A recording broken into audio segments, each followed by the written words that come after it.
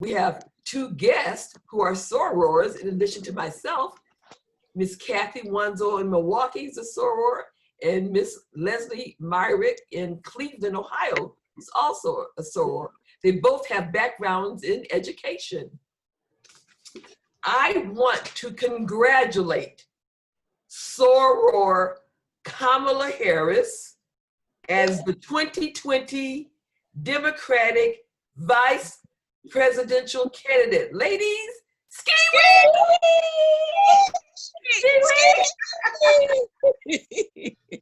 You may not be able to see, but I'm wearing an AKA t-shirt and I have my pearls on. And our other two guests are sorors as well. Our topic this evening is mental health in the Trump era. So I don't know how many of you follow Michelle Obama, but she has a podcast. And in her podcast on Tuesday, she said that she was suffering from low-grade depression. Again, former First Lady Michelle in her podcast Tuesday said she was suffering from low-grade depression, which she attributes to the coronavirus quarantine, the mental health toll of racism, and the hypocrisy of the Trump administration. The person that interviewed her, Michelle Norris, she told her, these are not fulfilling times spiritually. I know that I am dealing with some form of low-grade depression, not just because of the quarantine, but because of the racial strife. Just seeing this administration, watching the hypocrisy of it day in and day out, it is dispiriting. She is not alone. 1 in 3 Americans are reporting symptoms of depression or anxiety. This is more than 3 times the rate last year of 2019. Again, 1 in 3 Americans are reporting symptoms of depression and anxiety. What is low-grade depression? Low-grade depression is not an official diagnosis, but it's probably closest to what we as psychiatrists call subclinical depression.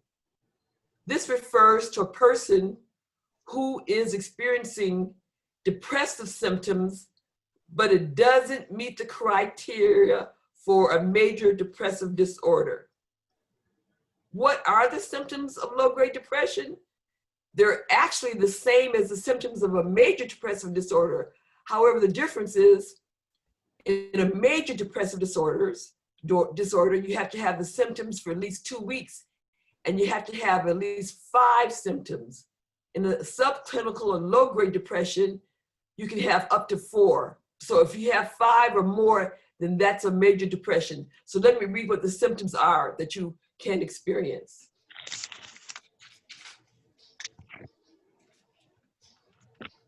Oh, okay, there. So there are actually 9 symptoms. So if you experience 5 of these 9 symptoms, it's a major depression. If it's less than 5, like 2 to 4, then it's subclinical depression. And let me read, this is from the DSM-5, which is like our Bible for diagnosing conditions in psychiatry. So the 9 symptoms, and you have to have 5 of them for 2 weeks for major depression. And again, if it's subclinical, it's less than 5, but it's the same symptoms. Let me read what they are. Depressed mood. For children and adolescents, it can be irritable mood.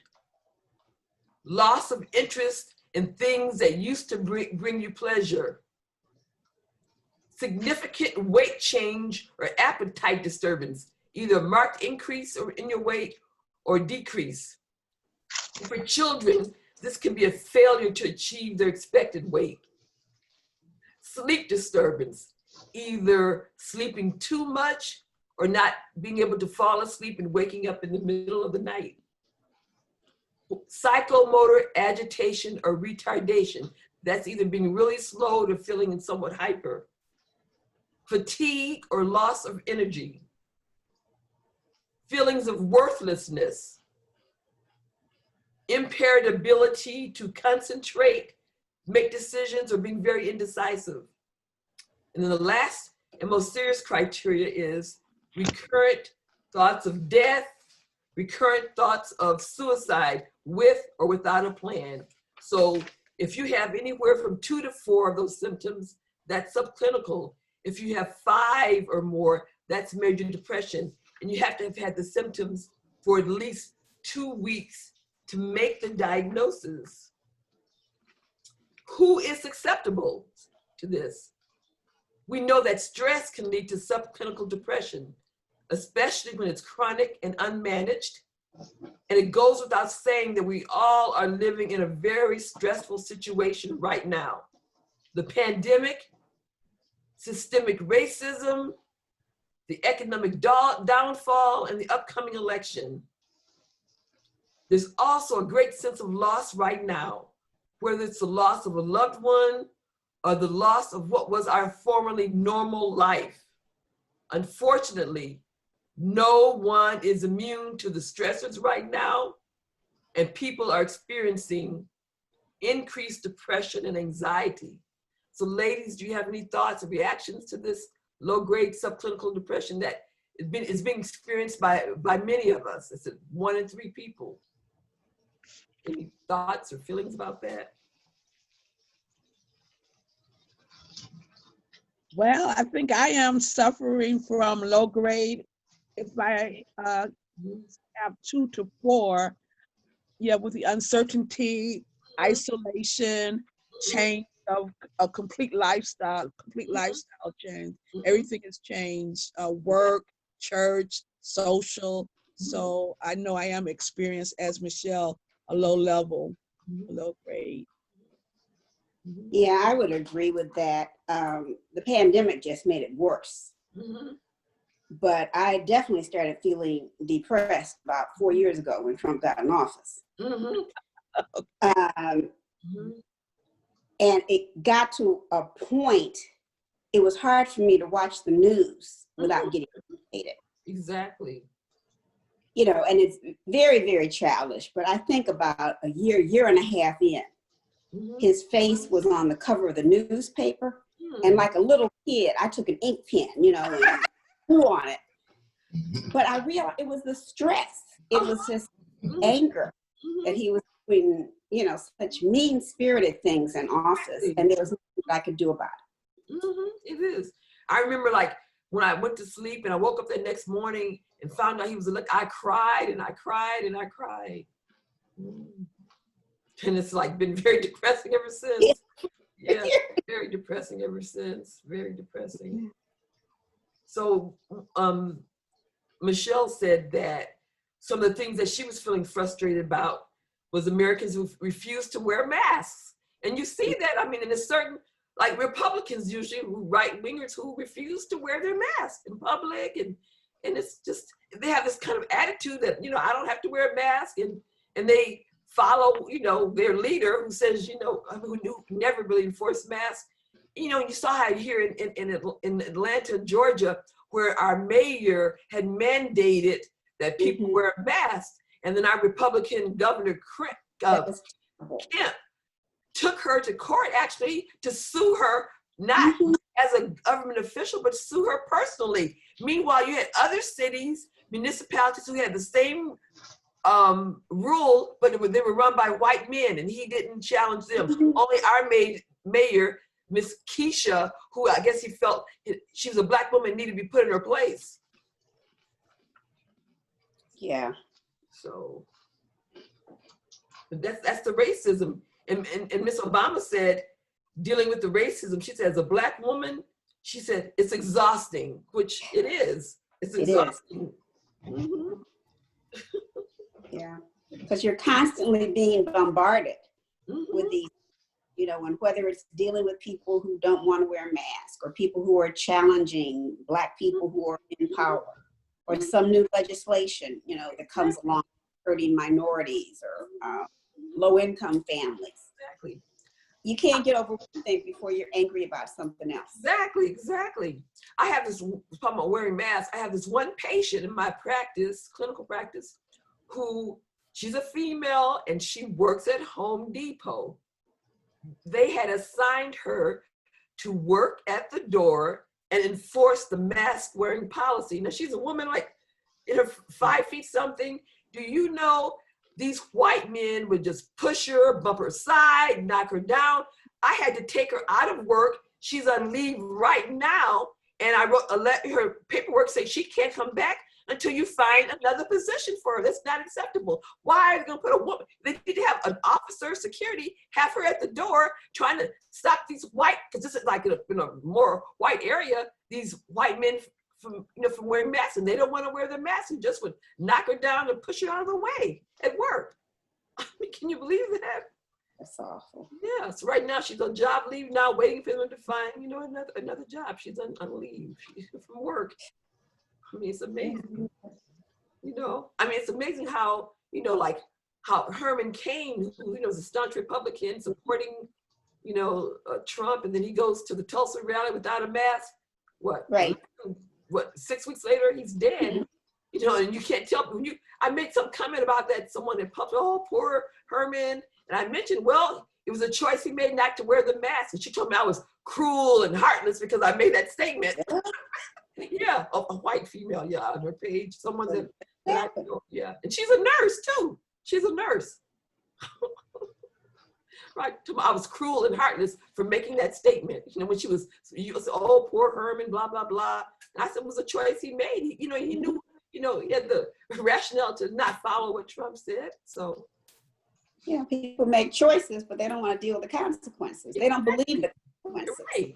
Which is another frustration. People don't believe scientific evidence anymore. Exactly, and those are the Trump followers who go against scientific evidence. Mm-hmm. So it also in my practice, I'll do that on Saturdays.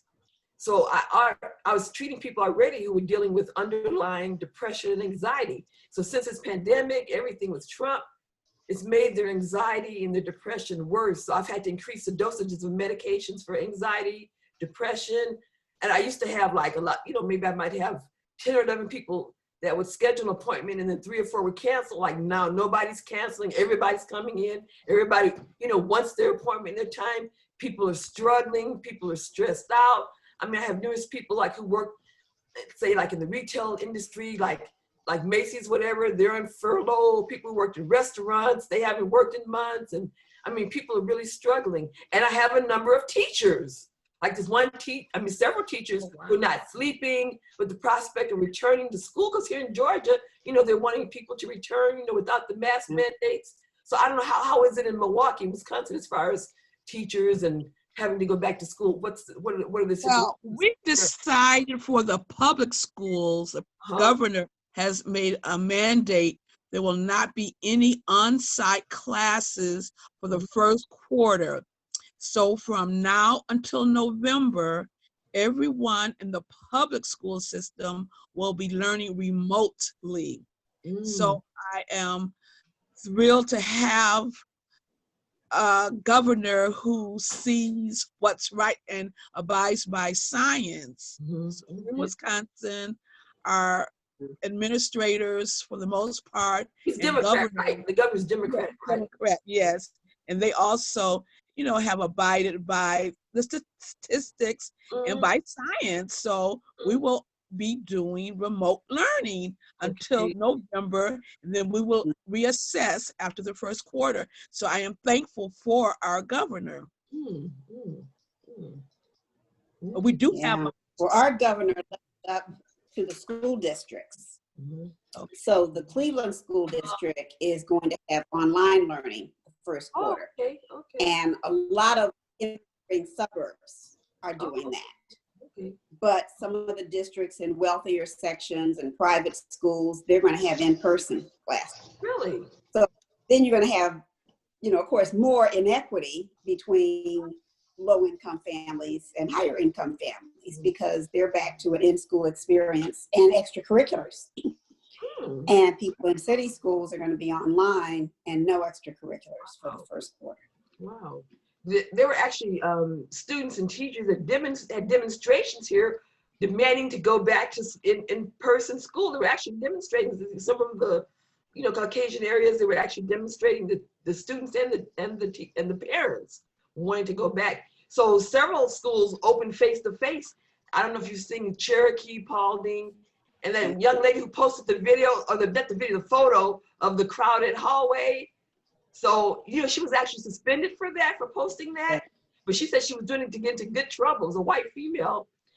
But they ended up reversing the suspension. And then I can't remember how many faculty and staff tested positive. So now they had to end up closing the school down anyway. And other schools that opened, like 500, hundreds of students and teachers that tested positive. So they had to go back and close these schools down.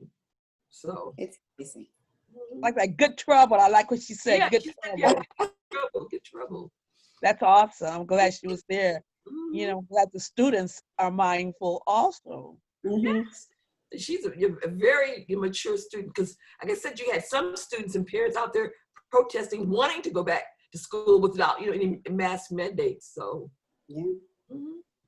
And then you have Trump. Oh, sorry, go ahead. Go ahead. Since Trump, Well, Trump is saying, "Oh, go back, do all the athletics, do the football," and he's really encouraging, saying statistically you won't get the disease. So, he's completely. It was yesterday on the news. He told them to do not kneel for the national anthem, stand and do the national anthem, and go back and play. Wow. Did you see how he constantly says, "Oh, children are immune, children don't get it"? But they've had, what was it, like 100% increase in the number of cases? I forgot, it was like close to 1,000 children that were diagnosed positive for coronavirus in the last 2 weeks. Like, I think it was over 1,000 children. So, they are getting the disease. Mm-hmm. And it's a double whammy. The kids are getting it, and then they're also spreading it to grandparents and caregivers and the teachers, administrators, and other people in the community. Exactly. It just, I know people are hurting because of the pandemic, but I just wish the American public was being more sensible about this. Because if we had really shut down like some other countries did, we'd be on our way out of this by now. Exactly. Instead, we're on this roller coaster. It gets better, you open everything up, then the case numbers go up, and then you have to close things up again. Well, there is some talk about having another shutdown. That there's been some talk about that. So we'll see if that happens. But they're talking about another shutdown. Right. Wow. Yeah. And let's see, what else, Michelle? She's saying, here's how she copes with it. Because someone was saying, should we be worried for Michelle? And the answer is no, we should be worried for all of us, not just Michelle. We should be worried for all of us, because these are challenging times for everyone. So anybody who's not anxious or upset isn't paying attention to what's going on. So when Michelle says that she's mildly depressed, that's completely understandable. So many people are worried and upset about what's going on. So how is Michelle coping? So what she's doing is she's staying connected with loved ones. She takes social media breaks to help her get out of a bad place. She says quarantining with her husband, Barack, and her 2 daughters, Sasha and Malia, has helped to lift her spirits. She said, you kind of have to sit in it for a minute to know, I'm feeling off.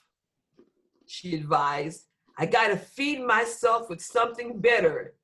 And sometimes for me, that means turning it off. It means turning off the phone, not taking in the news because it's negative energy.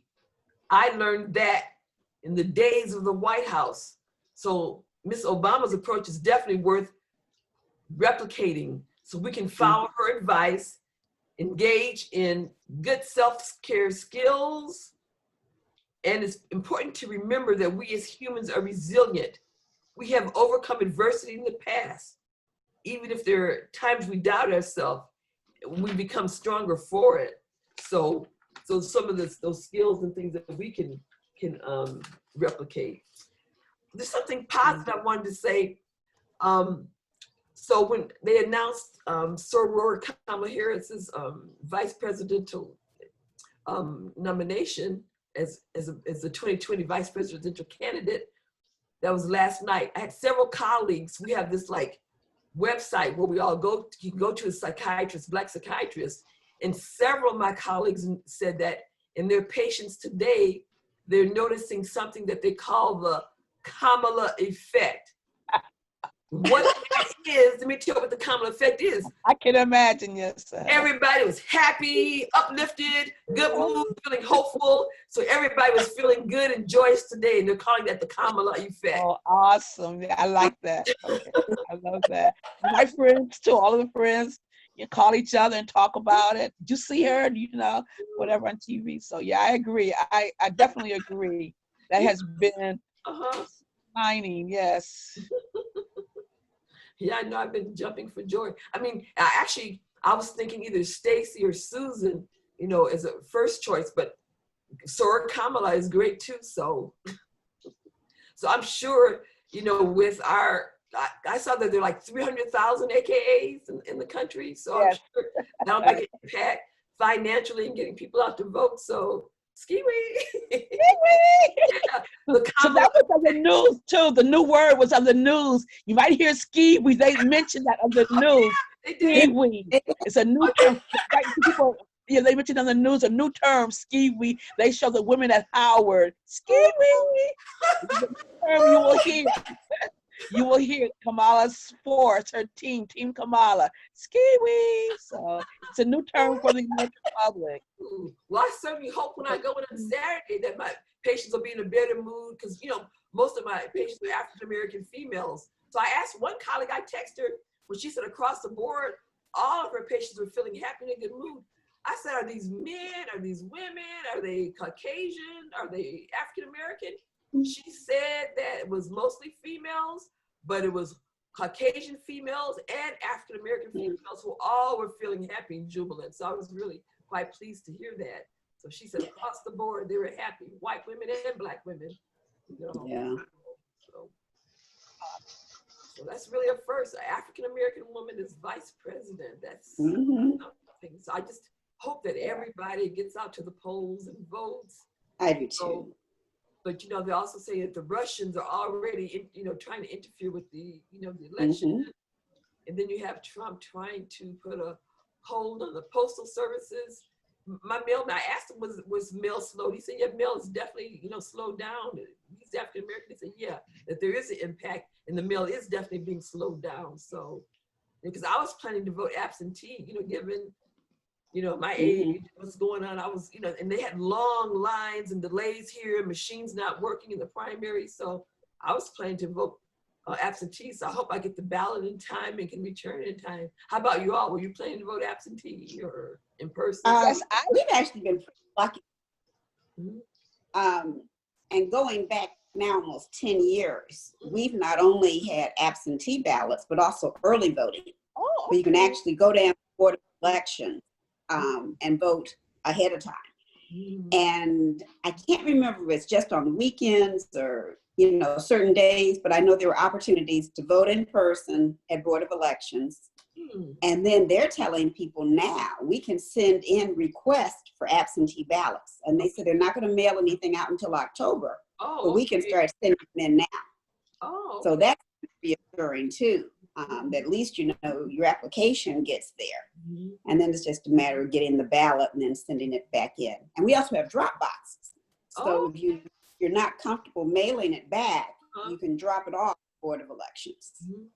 And our mayor has proposed having community centers be drop-off locations, and they haven't approved that yet, but he was saying that way, you know, some people in the community, if they were concerned about the mail, they could walk to a community center in their neighborhood and put it in a drop box there. I don't know if we have that in Georgia, the drop boxes. I know we have it. So Penny, we do have the drop boxes? Yes. Oh, okay. Oh, I wasn't aware of that.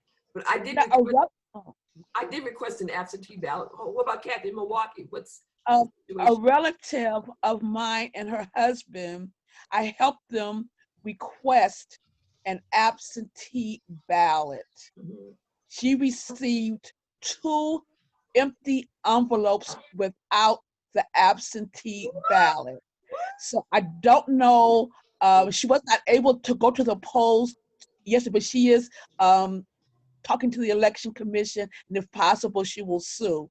So a lot of strange things are going on. So if they send you a ballot, I don't think you can vote in person. So if she did want to vote yesterday, she could. We had elections yesterday. She could not, really vote.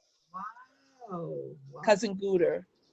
Wow. Yeah, here you request an absentee, and for whatever reason you don't get it, and you go to the polls, they cast it as a provisional ballot. Oh. So it isn't counted with the other, but then, I don't know at what point. My daughter worked at the polls a couple of years. Oh. And she said that's what they do if there's any question that you might have, had. Because I had requested an absentee ballot, I guess a couple of weeks ago. And then about a week after that, I went to the polls to vote for a runoff. And they said, "Oh, you already voted absentee." I said, "No, that's for the November election. I requested it." And then they did whatever they did and did let me vote, because originally they thought I had already voted absentee, because I guess it was on record. I requested an absentee, but I told them that's for the November, because at first they weren't going to let me vote, but I said, but then they did, because I told them it was for the November. They went and checked something to see that it was November. So they were, I guess. So I don't know, Georgia. Then if you request absentee, if you can go and vote and have it provisional. Do you know that, Penny? If you request absentee, can you go and vote in person? Yes, even if you request one, you just have to sign an affidavit at the poll to say that you're not going to use your absentee ballot. Okay, because at first because I did that. I did that for June. I had requested an absentee ballot, and I decided to go to the poll early, and I did. And when they pulled, checked me out, they said, "Oh, well, you have an absentee ballot." I said, "Yeah, but I want to do it in person."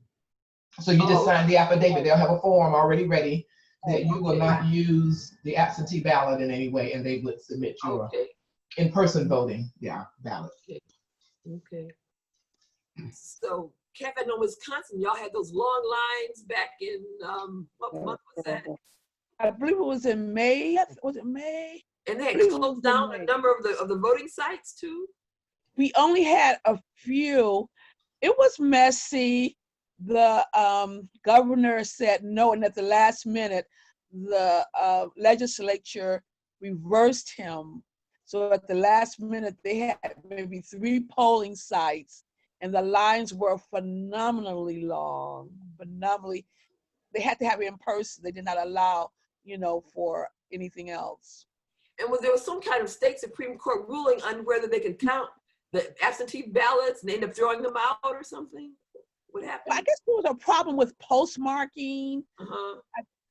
The postmarking was the issue. The postmarking, sometimes they would send pre-postmarked absentee ballots, and in terms of the post office receiving, they found a lot of letters in the post office still in process. Oh, wow. So I'm not sure to answer your question. Any idea how many ballots they end up discarding in the absentee? I'm not sure. I have to look into that. No, I'm not sure. And I know recently you had this whole thing with Kanye trying to get on the ballot in Wisconsin, and then obtaining signatures. And they still are reviewing his signatures. A lot of the signatures had to be thrown out. Somebody put Mickey Mouse, somebody put Bernie Sanders, they put his name, and the petitions were a few minutes late. So they're still reviewing the whole process, and I guess they will let him know with the timestamp being not right, and with the signatures being crossed out, messy. So we'll know soon. But they're saying that it was like Republicans who were the ones that were going around to take, it was Republican operatives who were doing that.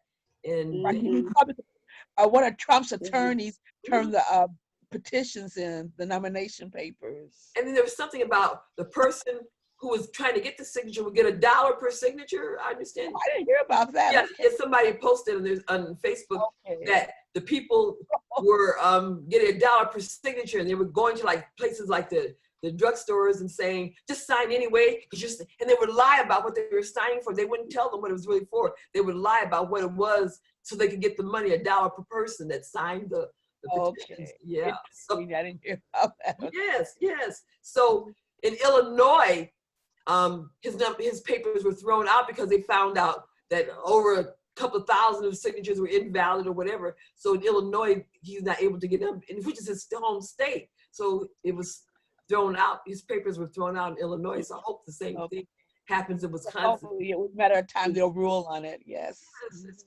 Anything to try to, to steal this election, which is, what actually happened in the previous. I mean, he wants to steal the election. So It's. I don't know. Yeah, I have a letter that I want to read. Four female psychiatrists initiated this letter, and they emailed it to all the Black female psychiatrists for us to sign after Miss Obama posted what she posted.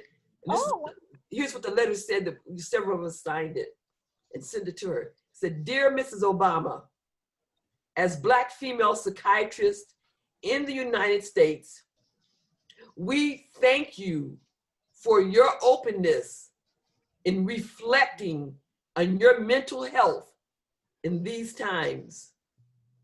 We stand in solidarity with the vulnerability you express, which we know many other Black women experience. We share with you the burden of current events, including the disproportionate number of deaths of Black people from COVID-19 and the killings of Black people at the hands of police, especially Black women like Breonna Taylor. As Black psychiatrists, we represent less than 5% of the members of our profession in the United States, less than 5%. Particularly as Black women who are so often unseen and unheard, we uniquely recognize and bear the toll that current events have on our communities. Thus, both professionally and personally, we affirm your statement that it is essential that all people, including Black people, have the freedom to express their feelings without fear of stigma. Black women have always had a unique place in caring for the Black community. The violence that we absorb and hold in our bodies and our minds often goes unaccounted for, placing our mental health at risk.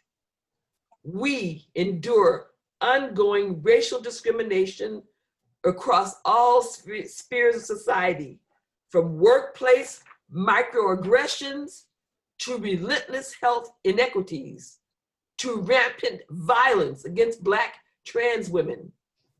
We watch as our children experience trauma, especially related to gun violence. We feel the weight of justice that is all too often delayed or denied. As psychiatrists, many of us care for Black women in our communities. We bear witness to the pain experienced by Black women,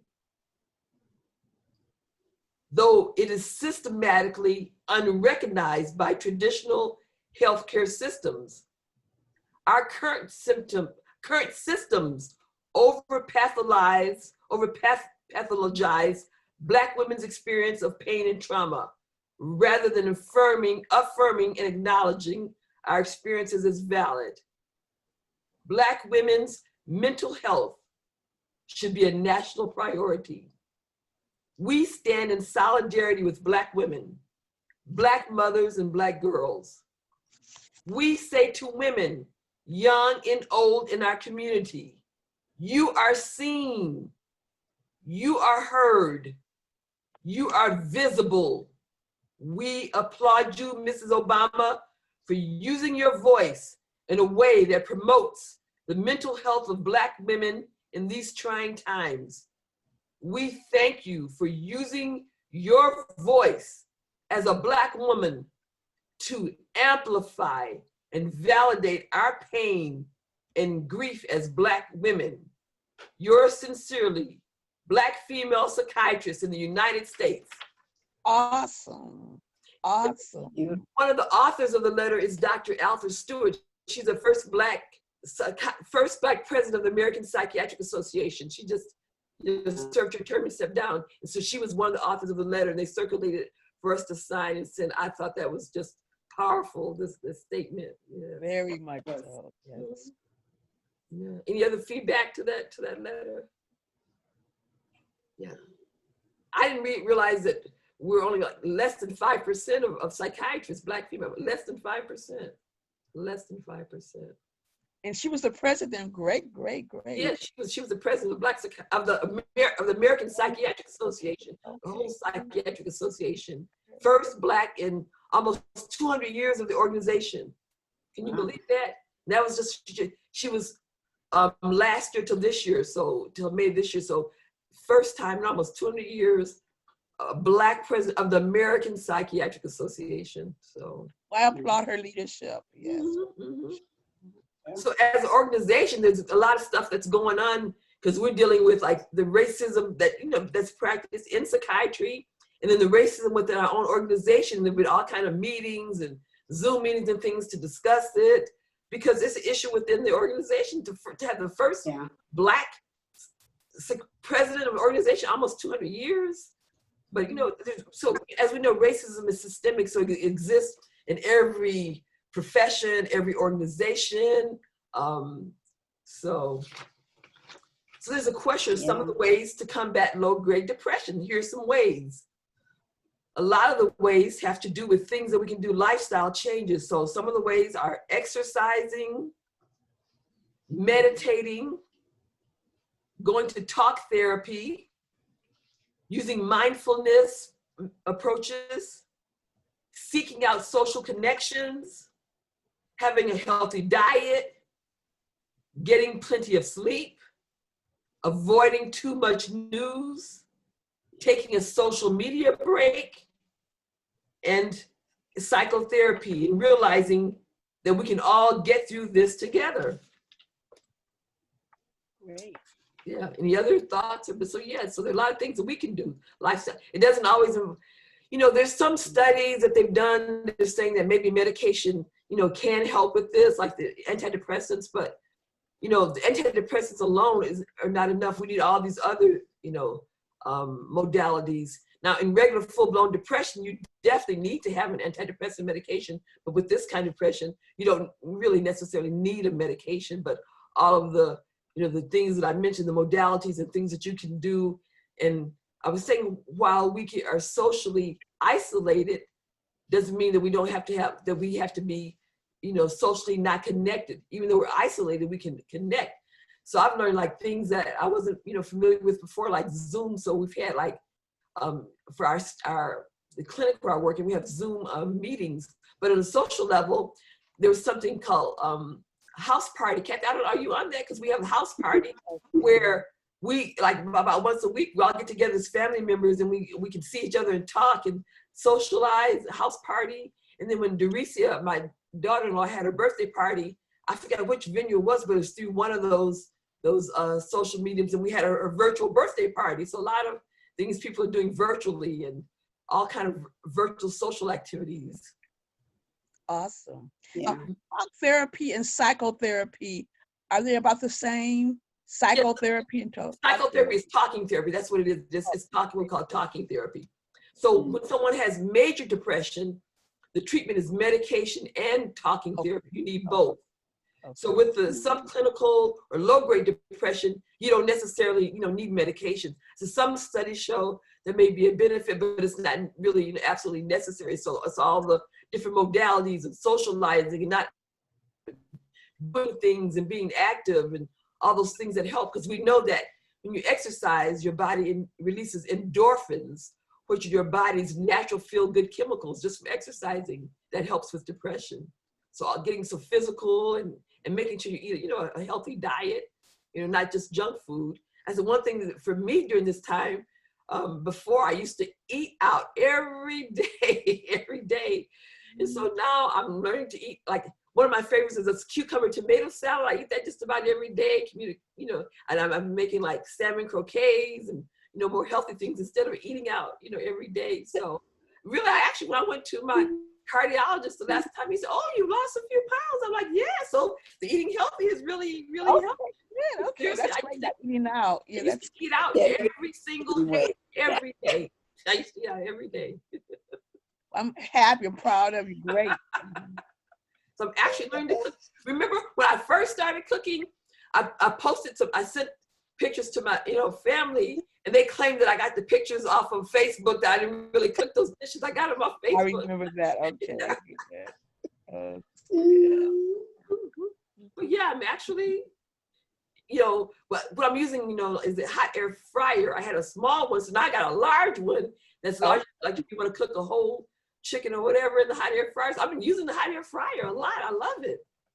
Great. Awesome. Good. Mm-hmm. Exercise. So does it matter whether you do it short spurts or maybe long, maybe a What half you can hour? get from walking. So I went to the gym a couple of times. I hadn't been because I had a shoulder surgery in March, but about a month or so after the surgery, I went to the gym just to like the bicycle and the elliptical. When I went to the gym, I was the only person wearing a mask. Nobody else working out, none of the staff. I said, well, you know, let me give it one more try. I went back again, the same thing. So I haven't been back since, because that's a high risk situation in a gym where they're not mandating masks. So all the people working out, the staff, none of them are wearing masks. So I haven't been back. I don't blame you. Okay. Yeah.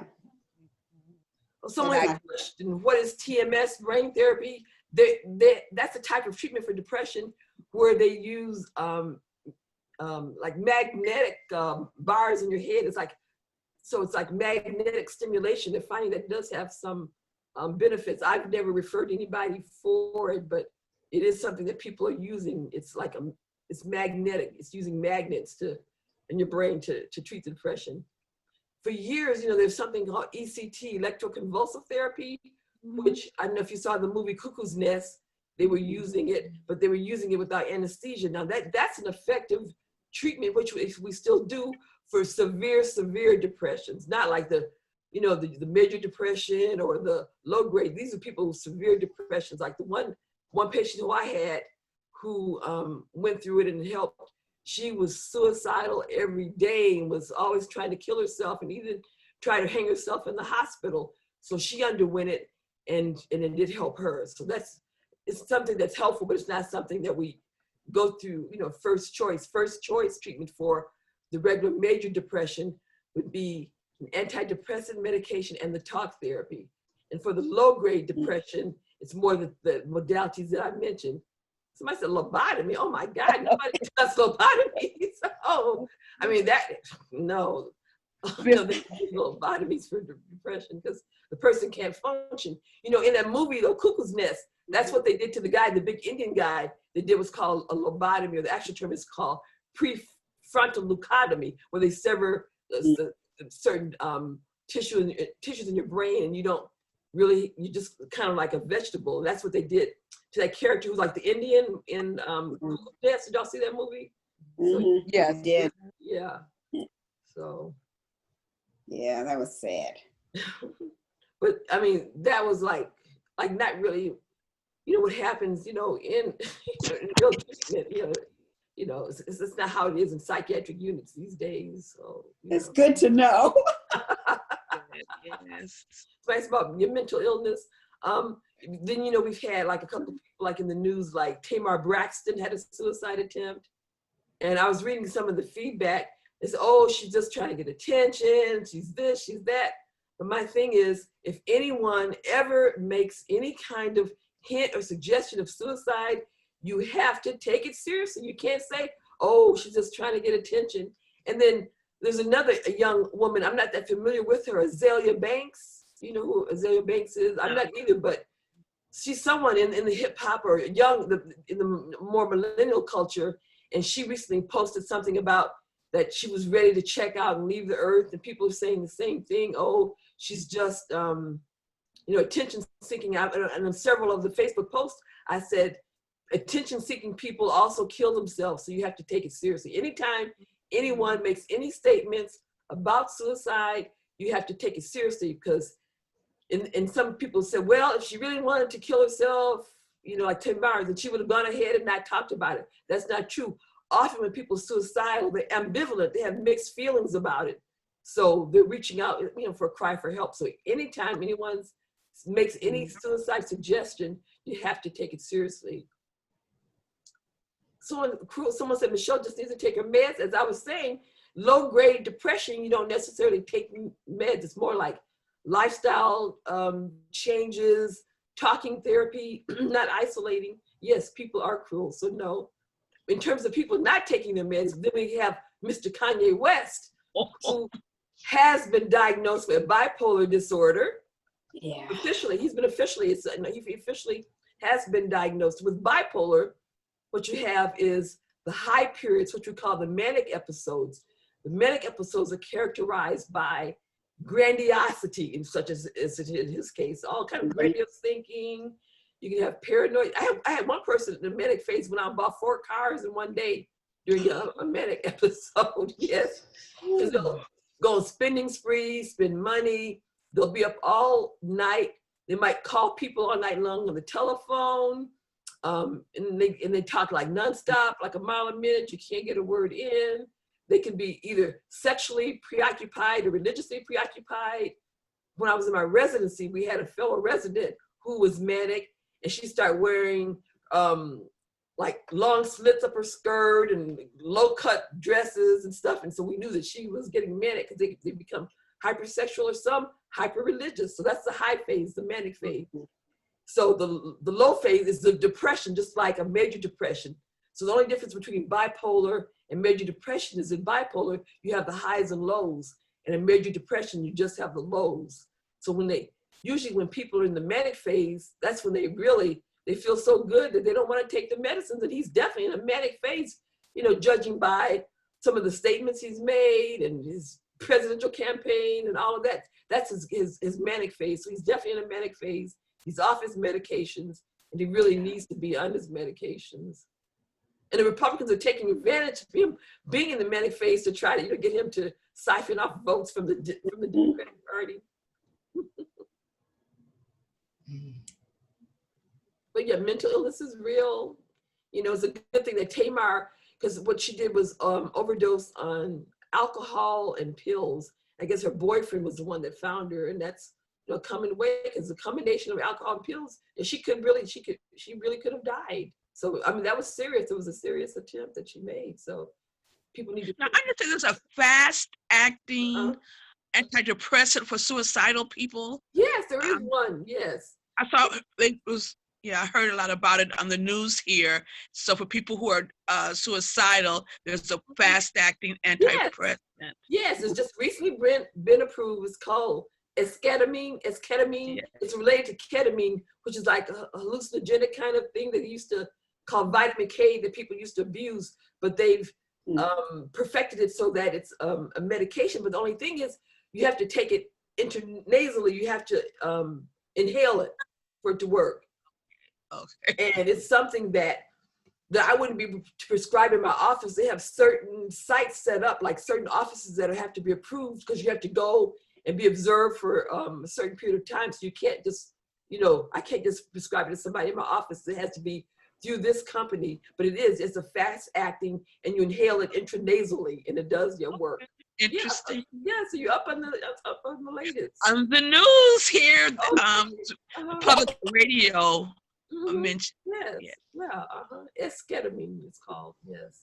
Of course, I haven't referred anybody for that yet. I haven't had anybody like that one lady, because one lady who I said who was very suicidal, that's when I referred her for ECT. So now we have, the nasal esketamine available, but they have to go, I think, every day for like a week or 2 or something like that to get it. But it works right away. So they're constantly developing newer methods to to help people with depression, but depression is it's real and very serious. Yeah. A lot of people, you just don't take it seriously. They don't believe it exists. What about small children? Are they, I mean, do you have any experience working with depression in small children? Well, see, I'm an adult psychiatrist, but in our training, we have to spend so many weeks in child psychiatry. But yes, children do get depressed, children get suicidal, and children make suicide attempts. It's very true. So it has no respect. So to I'm wondering, in this environment, like in the COVID environment, I'm sure there are a lot of children undergoing a lot of issues and psychological. I'm sure, because prior to the COVID thing, a lot of children were killing themselves in response to the cyberbullying. There was a lot of cyberbullying going on, and I don't know if you've heard like different cases of children who end up killing themselves. So wow, we're almost at the end. I want to give some numbers for the suicide hotline, as always. I'm gonna give that number out. The suicide hotline, 1-800-273-TALK. There's a crisis text line. You text TALK to 741-741. Again, text TALK to 741-741. And in 2 weeks, we are going to do another show about mental health in the Trump era. But this time, I'm going to focus on Mary Trump's book. I don't know if you're familiar with his niece who wrote the book about his mental health. So I'm in the process of reading that, so we'll discuss that.